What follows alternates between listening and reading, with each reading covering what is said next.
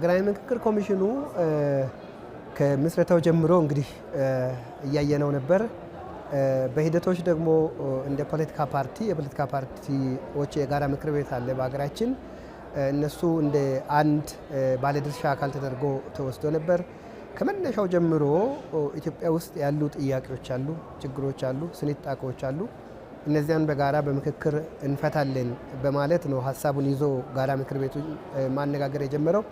እኛም እንደ አንድ ፓርቲ ያንን የምክክር ኮሚሽኑን ሀሳብ እንዳለ ተቀብለን እንዲህ አይነት መድረክ በሀገራችን እስካሁን ባለው ታሪካችን ያልተፈጠረና ያልተከሰተ ነገር ስለሆነ ይጠቅመናል እንደ ስጋት ከመነሻው ጀምሮ ስናራምድ ነበር። ነገር ግን ኮሚሽኑ ያንን ቀስ በቀስ እየቀረፈ እምነትንም እየጨመረ በሁላችንም ላይ ማለት ነው።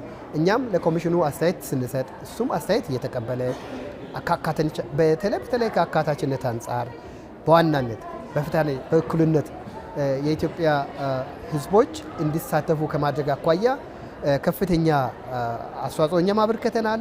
ስናበረክት ደግሞ የሀገራችን በጣም ከረጅም ጊዜ በፊት ጀምሮ ያሉ ችግሮች፣ በመካከለኛ ደረጃ የተፈጠሩ ችግሮች፣ አሁንም የተፈጠሩ ችግሮች፣ ምክንያቱም ህገ መንግስት አለ፣ ህጎች አሉ። እነሱ እያሉ ግን ወጣ ብሎ ሳይፈቱ የቆዩ ስለሆነ እንን በመመካከር መፍታት እንችላለን፣ ትልቁ እድል ነው፣ ወርቃማ እድላችን ነው በሚል ስንደግፈው ነበር። ሀገራዊ ምክክር ኮሚሽንም ያንንም ምክርንም እየተቀበለ አካታችም እየሆነ ችግሮች ውስን ችግሮች ሲፈጠሩም ፈጥኖ እየደረሰ እያስተካከለ እያረመ እያረቀ እስከ መጨረሻው መጥቷል። ኢትዮጵያ ሀገራችን ትልቅ ሀገር ስለሆነች ችግሮችን በዚያው ልክ እየሰፋ ችግርም ስላለ ያንን እያስታገሰ እየሸፈነ ፍላጎቶችንም እያሟላ ለምሳሌ ተፎካካሪ ፖለቲካ ፓርቲዎች እስከ ዛሬ ውስኖች ያልተሳተፉ አሉ፣ በመጠራጠር ማለት በጥርጣሬ ይሄን በተቻለ መጠን እያደረገ ነበር። አሁን በመጨረሻው ሰዓትም የመጡ አሉ አይተው ታሪካዊ ስለሆነና ኮሚሽኑ እስከ ጥግ ሄዷል። ሁሉም ሰው እንዲሳተፍ በተለይ አካታች ለማድረግ ከአዋጁም ጀምሮ አካታችነት ቁልፍ ጉዳይ ስለሆነ በሂደት ደግሞ መሳተፍም ወሳኝ ስለሆነ ያንን ሲያደርግ ነበር። ከሞላ ጎደል ከሚባል በላይ ጠቃሚ የሆኑ ስራዎችን ሰርቷል፣ ዘልቋል እና ይሄ አሁን ላለንበት የምክክር ሂደት ደርሰን ቀጥታ ምክክር ውስጥ እንድንሳተፍ አስችሎናል እና ጥሩ ሂደት ነበር። ምክንያቱም የሆነ አንድ ተቋም እንደተመሰረተ ሁሉንም ነገር አሟልቶ የመሄድ እንትኑ አይኖረውም። ነገር ግን ሀገራዊ ምክክር ኮሚሽን በእውነት በተደረጃጀ መልኩ በጥሩ ሁኔታ እየመጣ የተለያዩ ፍላጎቶችን እያስተናገደ እያረቀ የመጣበት ሁኔታ ነው እና ሂደቱም በጣም ጥሩ ነው ብዬ ወስዳለሁ። እኔ እጅግ በጣም ደስተኛ ነኝ የሆነ ባለው ነገር ላይ ማንኛውም ተሳታፊ በነፃነት በተቀመጠው የወጣ መመሪያ አለ፣ በዛ እየተመራ ከዛ ውጭ ሲሆንም በራሱ ጊዜ ስርዓቱ ነው የሚያስቆመው ያንን እንዳደርግ የሚከለክለውና ከዛ ውጭ ግን እንደፈለገ የሌላውን መብትና ክብር ሳይነካ ያለውን ሀሳቡን በነፃነት እየሰጠ ነው ወይም እያመነጨ ነው፣ በሚፈልገው መንገድ እየገለጸ ነው። በጣም ለሀገርም በሚጠቅም መንገድ የሀገራችን ችግሮች ሊፈቱ በሚችሉበት መንገድ በነፃነት እየተወያየ ነው ሰው ብዬ ወስዳለሁ፣ ከነም ጭምር ማለት ነው። እኔ የፖለቲካ ፓርቲ አመራር ነው የቁጫ ህዝብን ወክዬ ነው እዚህ የተገኘሁት እና የመሰለኝን ሀሳብ ግን ትክክለኛ የሆነ የሌሎችን ክብርና መብት በማይነካ መንገድ ሀገሬ ነገ የተሻለች ሀገር ሆና ለነም ለልጆችም ለአጠቃላይ ኢትዮጵያውያን ምቹ ሀገር እንድትሆን ነገሮችን በመሃል እየሄድን መታረም ያለባቸው መስተካከል ያለባቸው መታረቅ ያለባቸው እንዲታረቁ ተገቢውን እያደረግን ነው። ያንን ሀሳብ በመሰንዘራችን በመስጠታችን ምንም አይነት ተጽዕኖ ምንም አይነት አፈና አልተፈጸመብንም። ደስ የሚለው ኢትዮጵያውያን በኔ ቡድን ያሉ ከኔ ቡድን ውጭ ያሉም ኢትዮጵያውያን የነን ህመም ይጋራሉ። የነን ህመም እኔ ብቻ ሳልሆን የሚሸከሙት እነሱም ጭምር ስለሆኑ የኔ ድምፅ ሊታፈን ቢሞከር እንኳ ያስተካክላሉ። ኢትዮጵያውያን ራሳቸው እያስተካከሉ ስለሆነ እኔ በኢትዮጵያዊነትም እጅግ በጣም ማለት ነው ከዚህ በፊት ካለውም እጅግ በጣም የኮራሁበት ነው።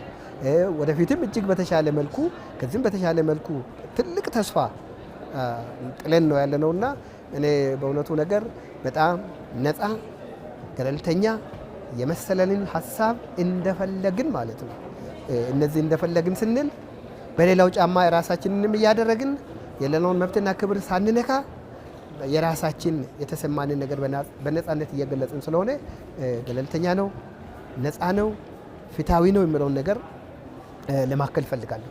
እኔ አሁንም ቢሆን ከተጠቀምንበት አዲስ እንደመወለድ ነው።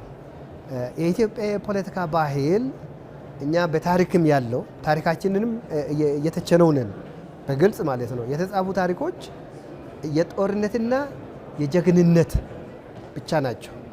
የኢኮኖሚውም ማህበራዊ መስተጋብሩም አልተያያዙም እና አሁን ባለው ሁኔታ እጅግ በጣም የምንሻገርበት ነው። የጦርነት ታሪክ በእርግጥ ገዘፍ ያለ በዓለም ውስጥ ገዘፍ ያለ ታሪክ አለን፣ የሚያኮራ ታሪክ አለን። በቅኝ አልተገዛንም። በቅኝ ያልተገዛነው በመላ ኢትዮጵያውያን ርብርብ ነው። ያንን ርብርብ ይዘን መጓዝ አለብን። የትላንቱ ባይኖር የዛሬው አይኖርም፣ የዛሬው ከሌለ የነገውም አይኖርም። ይሄ የተሰናሰለ ነገር ስለሆነ በቤቱ ስለዚህ አሁን በጦርነት ስርዓትን መቀየር፣ ሀገርን መገንባት፣ የተሻለ ነገር ማድረግ አይቻልም። እየተቀባበሉ መሄድ ነው። እየተቀባበሉ ሲሄዱ በእንግሊዝኛው ቪሸስ ሰርክል ወደሚለው ነገር ውስጥ ነው የሚከተል። ስለዚህ አሁን ይህንን ጉዳይ ከኛ ጋር ምንድነው እጅና ጓንት ሆኖ የመጣውን ችግራችንን ቆም ብለን እናራግፍና በልኩ እንያዘው። አጠቃላይ ከዚህ በፊት የነበሩ ችግሮቻችንን ለትውልድ ሳናወርስ፣ ቁርሾችንም ለትውልድ ሳናወርስ ይህን ፈጣሪም ባመጣው ባስገኘው እድል ተጠቅመን ወደ ኋላ ጥለን መባል ያለበት ነገር እዛ ውስጥ ካለ በይቅርታም በምህረትም በካሳም እንዳጠቃላይ በተቋማዊ በሆነ መንገድ እነዚህን ነገሮችን ረስተናቸው ዘግተናቸው የመሳሪያ ድምፅ የማይሰማባት ሀገር፣ ላንቃው የተዘጋበት ሀገር እንድትሆን ኢትዮጵያ ብዙ ኃላፊነት አለባት። የአፍሪካ መቀመጫ ከዓለም አብዛኛው የዓለም መንግስታት ማለትም ሀገሮች መቀመጫ ስለሆነች ከፍተኛ ኃላፊነት አለ። የራሷም አለባት ክብሯን የማስከበርና የማስጠበቅ ሌሎችንም ዓለምንም ጉዳይ ተሸክማ የመሄድ ኃላፊነትም ስላለባት ጠመንጃ የሚባለው ነገር ከልጆቻችን ጆሮ፣ ፊት ሁሉ እንዲጠረግና እንዲቀር ማድረግ አለብን። ይህንን ጉዳይ የጠመንጃን ጉዳይ ለመቅበር ወደ ውስጥ አሁንም መሳብ መቻል አለብንና እጅግ በጣም ትልቅ አጋጣሚ ነው። ማንም የማይከስርበት ነው።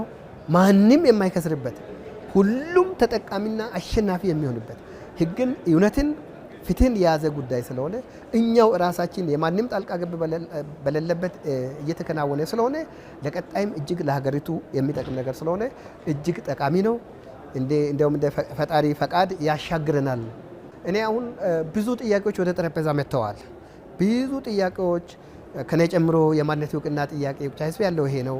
ሌሎች የመዋቅር ጥያቄ እንደነዛ ይሰ ሌሎች በየቦታው የክልልነት ብዙ ጥያቄዎች ቀርበዋል። ሲቀርቡ ጥያቄዎቹ በሰላማዊ መንገድ እንደተቀረቡ በእናት ሀገራቸው ጥላ ስር ነው የቀረቡት። እነዚህን ቦታ ቦታ በማስያዝ አንጎዳም፣ ምንም አንጎዳምና ፈንጠር ብለን ቆመን ጠመንጃ ነፍጥ አንግበን አሁንም የሀገራችንን ችግር በነፍጥ አንፈታው።